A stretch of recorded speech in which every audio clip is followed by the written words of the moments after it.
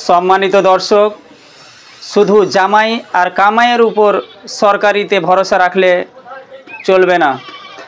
সরকারিতে এখনও অজানা অনেক কিছুই, সরকারি প্রকল্পে এখনও ভরসা রাখতে পারেন। আপনাদের সামনে সাপে কাটা রোগীর ব্যাপারে এক অজানা বাস্তব তথ্য এই ডাক্তারবাবুর মুখে শুনে নেন। আপনাদের অবগতির জন্য জানাই, স্নেক বাইটের ট্রিটমেন্ট, সাপকাটির ট্রিটমেন্ট সরকারি হাসপাতাল ছাড়া আপনি অ্যাপোলো হসপিটাল নিয়ে যান, আপনি ডিসান নিয়ে যান, রুবি নিয়ে যান, মেডিকা নিয়ে যান, যেখানে ইচ্ছা নিয়ে যান, সরকারি হাসপাতাল ছাড়া কিন্তু এর ট্রিটমেন্ট হবে না। পশ্চিমবাংলা আমরা এমন একটি রাজ্যে বাস করি যে রাজ্যে সাপকাঠির ট্রিটমেন্টটা সম্পূর্ণ বিনামূল্যে শুধুমাত্র সরকারি হাসপাতালেই হয়। ভারতবর্ষের ৩-৪টি রাজ্য আছে যেখানে ফ্রিতে এভিএস পাওয়া যায়। সাপকাঠি চিকিৎসার যে মূল প্রধান অস্ত্র সেটা শুধুমাত্র পশ্চিমবাংলাতে পাওয়া যায় আর ২-৩টি রাজ্যে পাওয়া যায়। তাও যদি বলেন সেটা কার দৌলতে সম্ভব হয়েছে, সেটা আমাদের ডেবরাবাসী একজন মানুষের দৌলতে সম্ভব হয়েছে। আপনারা অনেকেই হয়তো জানেন না, ডক্টর দয়াল বন্ধু মজুমদার বলে একজন ডাক্তারবাবু আছেন, তিনি কিনা পৃথিবী বিখ্যাত এখন।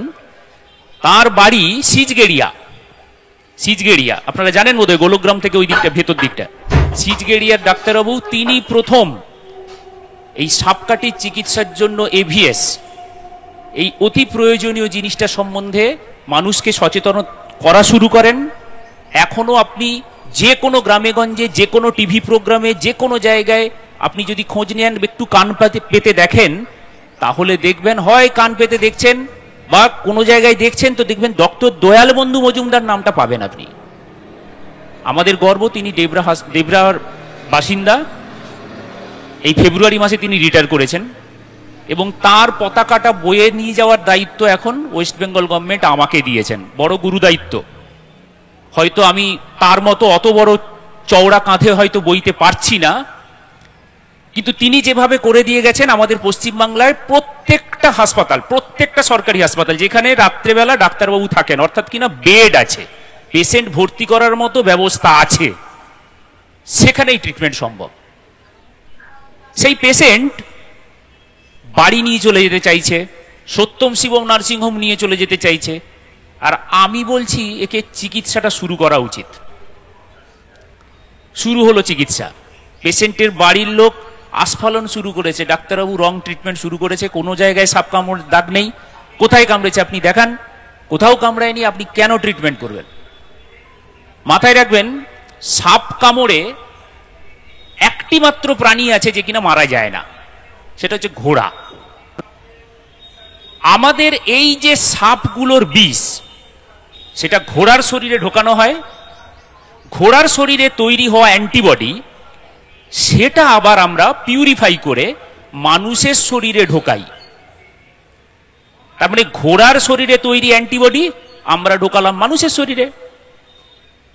এক ঘরে থাকা শাশুড়ি বৌমার মধ্যেই এত ঠোকাঠুকি হয়, সেখানে ঘোড়ার শরীরের থেকে তৈরি একটা অ্যান্টিবডি সেটা মানুষের শরীরে মেনে নেবে না তো, যার জন্য রিয়াকশন হয়।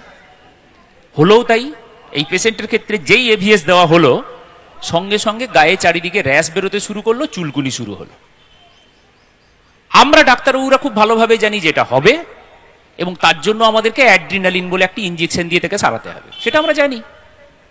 কিন্তু ঘটনাচক্রে কি হলো, ওই যে বললাম, মানুষ তখন অলরেডি মাথায় নিয়ে নিয়েছেন যে ভুল চিকিৎসা হচ্ছে, আর তার মধ্যে দিলাম এভিএস, ঘোড়ার শরীর থেকে নির্যাস নেওয়া এভিএস, শুরু হলো শরীরের মধ্যে ঠোকাঠুকি, অর্থাৎ চুলকুনি শুরু হলো, গায়ে র্যাশ বেরোতে শুরু করলো। বাড়ির লোক তখন মারমুখী হয়ে উঠলো যে আপনি ভুল চিকিৎসা করছেন, তার জন্য আমার পেশেন্টের শরীরে এই শুরু হয়েছে। আমরা অ্যাড্রিনালিন দিলাম, অ্যাড্রিনালিন দেওয়ার পরে সেই গায়ে যে চুলকুনি বা র্যাশগুলো বেরিয়েছিল সেটা কমে গেল, কিন্তু বাড়ির লোকের দ্বন্দ্ব কিন্তু কমলো না।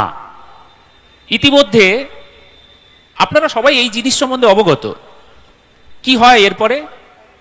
রাজনৈতিক নেতাদের ফোন আসে, রাজনৈতিক অতি পরিচিত রাজনৈতিক নেতার ফোন এলো আমার কাছে, ডাক্তারবাবু ওই পেশেন্টটাকে ছেড়ে দিন, ওই পেশেন্টটার ভুল ট্রিটমেন্ট করছেন আমি, আপনি ছেড়ে দিন ওকে। আমাদের এখানকার সিস্টার দিদিও আমাকে বললেন যে ডাক্তারবাবু ছেড়ে দিন। আমি ছাড়তে পারছি না। কেন পারছি না? কারণ আমি জানি যদি এভিএস না দিয়ে আমি আমার দায়িত্ব এড়িয়ে যাই, পেশেন্টটিকে যত বড় হাসপাতালে নিয়ে যাওয়া হোক না কেন, ও মারা যাবেই। ইতিমধ্যে আরেকটি মেয়ে ওই ভিড়ের ভেতর থেকে এসে আমাকে বলল, ডাক্তারবাবু তোর খুব নাম শুনিয়েছি। আদিবাসী ভদ্রমহিলা ছিলেন। আমাকে বলছে তোর খুব নাম শুনেছি, ও আমার বোন, ও যদি মরে যায় না, ওর দুটো বাচ্চা আছে, ও যদি মরে যায় জামাইটা আরেকটা বিয়া করে লিবে, তুই যা করার কর। মনে জোর পেলাম।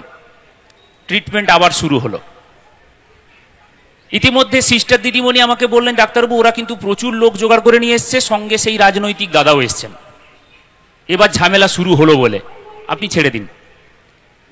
এভিএস ততক্ষণে হাফ চলে গেছে, আরো কিছুটা দেওয়া বাকি, কিন্তু আমি আর জনগণের প্রেসার নিতে পারছি না। কি করা যায়? আমি একটা অদ্ভুত ঘটনা ঘটিয়েছিলাম সেই দিন। আমি বললাম আপনারা একটা কাজ করুন, ভুল চিকিৎসা হচ্ছে তো, আপনারা একটা কাগজ দিচ্ছি, সেই কাগজে লিখুন তো যে ডাক্তারবাবু ভুল চিকিৎসা করছেন, আমরা পেশেন্টকে নিয়ে যেতে চাই, বাড়ি নিয়ে যেতে চাই, বা যেখানে ইচ্ছা নিয়ে যেতে চাই, এটা লিখে দিন, আমি ছেড়ে দিচ্ছি। কারণ আমার লক্ষ্যটা ছিল আলাদা, যে ওই পেশেন্টটা বাড়ির লোক যতক্ষণে ওটা লিখবে ততক্ষণে আমার প্রয়োজনীয় এভিএস সেটা আমি ওর শরীরে ঢুকিয়ে দিতে পারবো, তারপরও যেখানে ইচ্ছা নিয়ে যাক, ওই ছোট দুটো বাচ্চার মা কিন্তু বেঁচে যাবে। শুরু হলো লড়াই, আমার নয়, এবার লড়াইটা শুরু হলো কলমের সঙ্গে কাগজের। ঘটনাচক্রে তারা কেউ শতটা পড়াশুনো জানতেন না। লেখার চেষ্টা করতে গিয়ে বারবার এ ওকে বলছে তুই লেখ, সে তাকে বলছে তুই লেখ, কিন্তু কেউ আর লিখতে পারছে না। শেষ পর্যন্ত আমার কাছে ঘুরে এসছে, ডাক্তার তুই লেখ, আমরা নিচে সই করব। এই পড়েছি মুশকিলে, ততক্ষণে তো আরো পেশেন্ট আছে। আমি বললাম অত তো সময় হবে না, তোমরা লেখো, আমি ছেড়ে দিচ্ছি। ইতিমধ্যে আমার পেশেন্টটির এভিএস চলে গেল। রাত্রি 8টা বাজলো। সেদিন সন্ধেবেলায় আমাদের অতি পরিচিত আরেকজন ডাক্তার ম্যাডাম, তিনি এসে ডিউটি হ্যান্ডওভার নিলেন। আমার 8টার সময় ডিউটি শেষ হলো। পেশেন্টটিকে লাস্ট দেখলাম তার গায়ে চুলকুনি নেই। পেশেন্টের যে গলা ব্যথাটা ছিল সেটা অনেকটা কমে গেছে, পেটে ব্যথাটা কমে গেছে, বমিটা অনেক কমেছে, কিন্তু নাকি গলা আর শিবনেত্র সেটা তখনও কমেনি। আমি সমস্ত ঘটনা ডক্টর সুদীপ্তা মাইতি ম্যাডামকে জানিয়ে বেরিয়ে এলাম। পরের দিন ছিল আমার আউটডোর। সকাল 9টার সময় বাইক নিয়ে যখন হাসপাতাল চত্বরে গেলাম, 2 জুলাই, 1 জুলাই ওই ঘটনা হয়েছে, 2 জুলাই আউটডোর। যখন হাসপাতালে গেলাম, আমি হঠাৎ দেখলাম আমার বাইকের সামনে দৌড়ে 4-5 জন লোক চলে এলো, এবং কোন লোকগুলো? আগের দিন যারা ঝামেলা করছিল। আমি বললাম এই রে, এবার গেছে, এবার আমাকে ধরে পিটবেই এবার এরা। কি হলো মজার ঘটনা, তার মধ্যে একজন বুড়ো মানুষ ছিলেন, বেশ বয়স্ক মানুষ। দৌড়ে এসে, আমি যেই বাইক থেকে পাটা নামিয়েছি, দৌড়ে আমাকে একটা প্রণাম করে দিলেন। ওই বয়স্ক মানুষদের কাছ থেকে প্রণাম নেওয়াতে আমি অবাক হয়ে গেলাম, আমি একটু চমকে গেলাম, পিছু হটলাম। কি হয়েছে? ওই ভদ্রলোক আমাকে বললেন, ডাক্তার তুই ভগবান আছিস। আমি বললাম কেন? কালকেই শয়তান ছিলাম, আজ হঠাৎ ভগবান হয়ে গেলাম কি করে? বলছে ডাক্তার, আমাদের কয়েকজন লোক কালকে আমার ঘরে, যে ঘরটায় ওই মেয়েটি শুয়েছিল, সেই ঘরটিতে একটি কালচিতি সাপ উদ্ধার করেছে। আচ্ছা, যদি কালচিতি সাপ উদ্ধার না হতো তাহলে তো আমি ভগবান থাকতাম না, সেই শয়তানি থেকে যেতাম। ঘটনাচক্রে কালচিতি সাপ উদ্ধার হয়েছে, তাই তাদের আমার কথায় বিশ্বাস হয়েছে, তাই আমি ভগবান হয়ে গেছি। পেশেন্টের বাড়ির লোক আমাকে বলল, ডাক্তার ও পুরো ভালো আছে, তুই একবার গিয়ে উপরে দেখে আয়। আমি গেলাম উপরে, গিয়ে দেখলাম পেশেন্টটি মিটি মিটি হাসছে আর মুড়ি খাচ্ছে। পেশেন্ট তখন সম্পূর্ণ সুস্থ।